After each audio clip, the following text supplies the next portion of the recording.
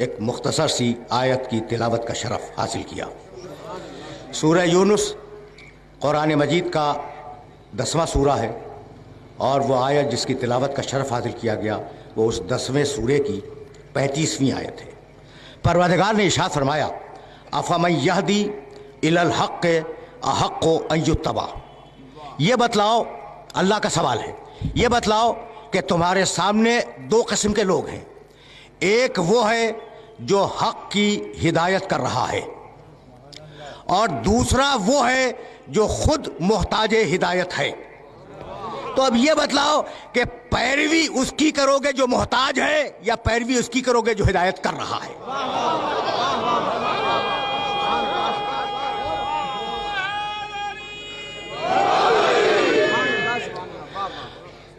افمن یہدی الی الحق احق ان یتبع، جو حق کی ہدایت کر رہا ہے اس کا حق ہے کہ اس کی پیروی کی جائے، امن لا یہدی الا ان یہدی، اور اس کی پیروی نہ کی جائے جو خود محتاج ہدایت ہے۔ تو اگر تم ہدایت کرنے والے کو چھوڑ کر محتاج ہدایت کی طرف چلے جاؤ تو یہ دنیا کا بدترین فیصلہ ہوگا۔ اب ظاہر ہے کہ اتنا وقت نہیں ہے میرے پاس کہ میں تمہید میں اپنے سننے والوں کو تھوڑی دیر کے لیے روکوں، اور ظاہر ہے کہ گھنٹے بھی 2 ہی ہیں۔ ضرورت کیا ہے ہدایت کی؟ بہت پڑھے لکھے مجمع میں بات ہو رہی ہے، ضرورت کیا ہے ہدایت کی؟ جاؤ اس کی طرف جو ہدایت کر رہا ہے، اس کی طرف نہ جاؤ جو ہدایت کا محتاج ہے۔ تو ضرورت کیا ہے؟ ضرورت یہ ہے کہ دیکھو، ساری مخلوقات میں انسان وہ واحد مخلوق ہے جو بستیاں بسا کے رہتی ہے۔ دنیا کا کوئی جانور بستیاں بسا کے نہیں رہتا، انسان ہے جو بستیاں بساتا ہے، شہر بساتا ہے، محلے آباد کرتا ہے، خاندان کا ایک سسٹم ہے۔ تو جہاں بستیاں بسیں گی وہاں مفادات میں ٹکراؤ ہوگا، اور جہاں مفادات میں ٹکراؤ ہوگا وہاں انتشار ہوگا، جہاں انتشار ہوگا وہاں معاشرے کے ٹوٹنے کا خطرہ ہوگا۔ تو معاشرے کو ٹوٹنے سے بچانے کے لیے ہدایت کی ضرورت ہے یا نہیں؟ ذرا سا تمہید میں رکوں گا، زیادہ دیر روکنا نہیں چاہ رہا ہوں، لیکن جہاں لے آیا ہوں نا وہ منزل بڑی نازک ہے۔ تو بستیاں بسائیں، بستیوں سے معاشرہ بنا، خاندان بنے، محلے آباد ہوئے، شہر آباد ہوئے۔ میرا مفاد آپ کے مفاد سے ٹکرا گیا، آپ کا مفاد میرے مفاد سے ٹکرا گیا۔ جب مفادات ٹکرائے جھگڑا ہوا، جب جھگڑا ہوا معاشرہ ٹوٹ گیا۔ تو معاشرے کو باقی رکھنے کے لیے ہدایت کی ضرورت ہے۔ دنیا والوں نے کہا کہ بھائی اگر معاشرے ہی کو باقی رکھنا ہے تو قانون بھی معاشرے کو باقی رکھتا ہے، ضرورت کیا ہے کہ ہدایت کی طرف جائے؟ تو میرا جملہ یاد رکھنا کہ قانون وہاں تک دیکھتا ہے جہاں تک اس کی آنکھ کام کرتی ہے۔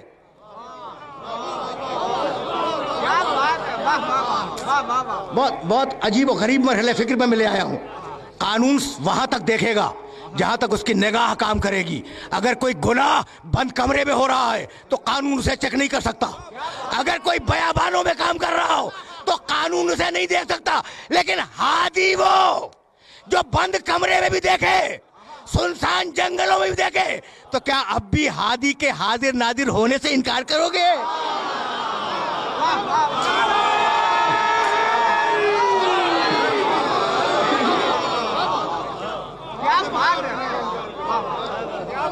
اب دیکھو، موضوع گفتگو یہی معین ہو رہا ہے، اور میں سوچ کے کچھ آیا تھا، باتیں کچھ اور کر رہا ہوں۔ تو اب ہدایت کی ضرورت ہے، اس لیے کہ پروردگار نے پالیسی دی۔ اگر یاد ہو تو میں نے اس سال محرم کی 17 تاریخ تھی، ماڈل ٹاؤن میں میں نے ایک جملہ عرض کیا تھا، اور وہ جملہ سنو اور پھر میں وہاں سے آگے بڑھ جاؤں۔ دیکھو، تمہاری خلقت کی غرض کیا ہے؟ بہت پڑھے لکھے ہو اس لیے بات کر رہا ہوں، بہت پڑھے لکھے ہو، تمہاری خلقت کا مقصد کیا ہے؟ سننا، اور اس جملے کو اپنے ذہن کے اندر محفوظ رکھنا، وما خلقت الجن والانس الا لیعبدون، میں نے جنوں کو اور انسانوں کو اس لیے پیدا کیا کہ وہ میری عبادت کریں۔ تو غرض تخلیق کیا ہے؟ عبادت۔ یاد رکھو گے، سورہ زاریات کی آیت ہے۔ کہنے لگا سورہ نحل 16واں سورہ، وَكَذَلِكَ يُتِمُّ نِعْمَتَهُ عَلَيْكُمْ لَعَلَّكُمْ تُسْلِمُونَ، ہم نے نعمتیں اس لیے دی کہ تم مسلمان ہو جاؤ، ہم نے تمہیں پیدا اس لیے کیا کہ تم مسلمان ہو جاؤ۔ سورہ زاریات میں کہا اس لیے پیدا کیا کہ عبادت کرو۔ سورہ نحل میں کیا کہا؟ اس لیے پیدا کیا کہ مسلمان ہو جاؤ. دو باتیں ہو گئی. کہنے لگا سورہ حدید میں لقد ارسلنا رسلنا بالبینات وانزلنا معهم الکتاب والمیزان لیقوم الناس بالقسط. ہم نے اس لیے پیدا کیا کہ عدل پہ قائم رہو، عبادت کرو، مسلمان ہو جاؤ، عدل پہ قائم رہو. یعنی عجیب و غریب مرحلہ فکر ہے یا نہیں بھائی؟ یہی تو اپنے سننے والوں کو لانا تھا. اور اگر پھر سورہ نحل کی ایک آیت ذہن میں رکھ سکو، واللہ اخرجکم من بطون امہاتکم لا تعلمون شیئا وجعل لکم السمع والابصار والافئدہ لعلکم تشکرون. ہم نے تمہیں اس لیے پیدا کیا کہ اس کا شکر کرو. تو پیدا کیا عبادت کے لیے، پیدا کیا شکر کے لیے، پیدا کیا عدل کے لیے، پیدا کیا اسلام کے لیے. تو کیا چار کاموں کے لیے پیدا کیا؟ بھئی یہ سوال کرنا چاہ رہا ہوں میں. ہم نے تمہیں پیدا کیا اسلام کے لیے، مسلمان بن جاؤ. ہم نے تمہیں پیدا کیا عبادت کے لیے کہ ہماری عبادت کرو. ہم نے تمہیں پیدا کیا کہ ہمارا شکر کرو. ہم نے تمہیں پیدا کیا کہ معاشرے میں عدل قائم کرو. تو یہ چار الگ الگ مقصد نہیں ہیں، مقصد ایک ہے. اگر سمجھ سکو اس کی نسبت سے عبادت ہے، کائنات کی نسبت سے اسلام ہے، اپنی نسبت سے شکر ہے، اور معاشرے کی نسبت سے عدل ہے. سمجھ رہے ہو نا اس بات کو؟ اگر اس مرحلے فکر پر میرے ساتھ دیکھو، کنفیوژن یہ ہے کہ دامن وقت میں گنجائش نہیں ہے اور میں بہت تیزی کے ساتھ آگے بڑھ رہا ہوں. تو شکر، اسلام، عدل، عبادت ایک ہی موضوع ہے. تو اب طریقہ عبادت کون بتلائے؟ یہی لانا تھا. طریقہ عبادت کون بتلائے؟ ہدایت سے متصل ہونا چاہ رہا ہوں. کون بتلائے کہ عبادت کیسے کرنی ہے؟ اگر واقعے کو یاد رکھ سکو، جب ابلیس نے سجدہ آدم سے انکار کیا تو کہا نکل. بھائی سننا، یہ جملہ ہدیہ کر رہا ہوں، نکل. کہا پروردگار مجھے مستثنا کر دے، میں آدم کو سجدہ نہیں کروں گا، ایگزمپٹ کر دے.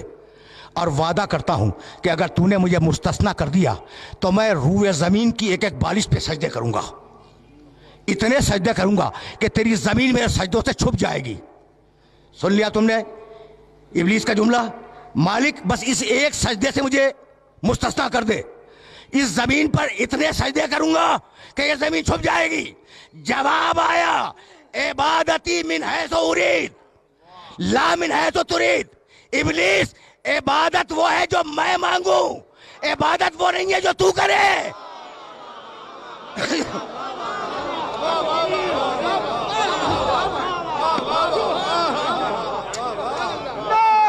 عجیب مرحلہ فکر ہے.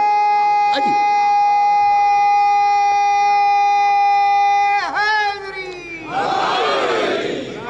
دیکھو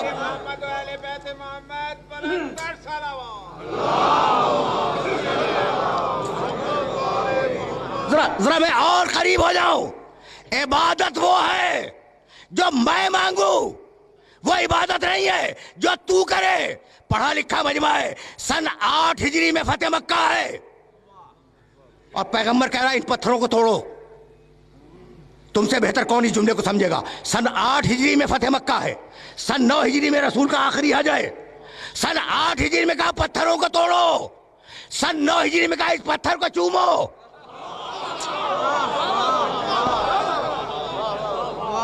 یعنی عجیب بات ہے، حجر اسود کو چموایا یا نہیں؟ سن 9 ہجری میں کہا پتھر کو چومو، سن 8 ہجری میں کہا پتھر توڑو. بھائی عجیب بات ہے، جس پتھر کو کہوں توڑ دو اسے توڑ دو، جس پتھر کو کہوں چومو اسے چومو. تو جب پتھر برابر نہیں ہے تو تم اور محمد کیسے برابر ہو گئے؟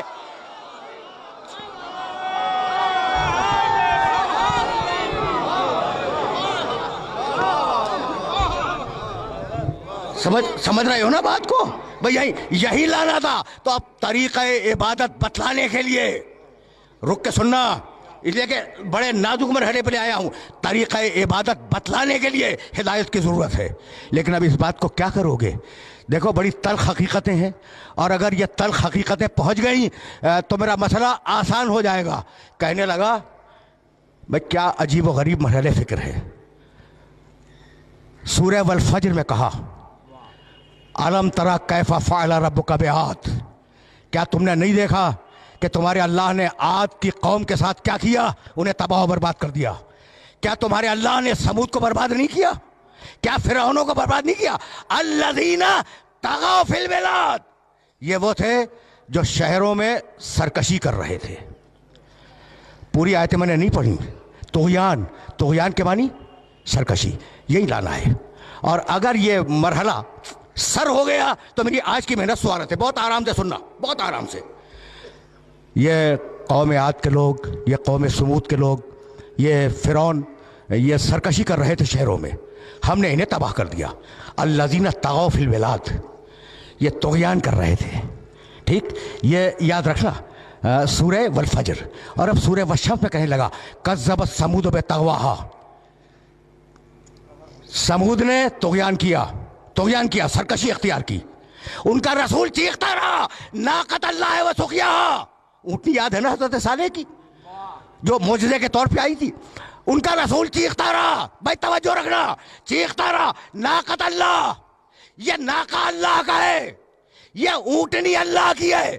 ناقۃ اللہ قرآن میں لکھا ہے. یہ جو معجزے کے طور پہ ناقہ آیا، نام کیا ہے اس کا؟ ناقۃ اللہ. کبھی اللہ نے اس پہ سواری کی؟ نہیں کی نا. کبھی اللہ نے سواری کی؟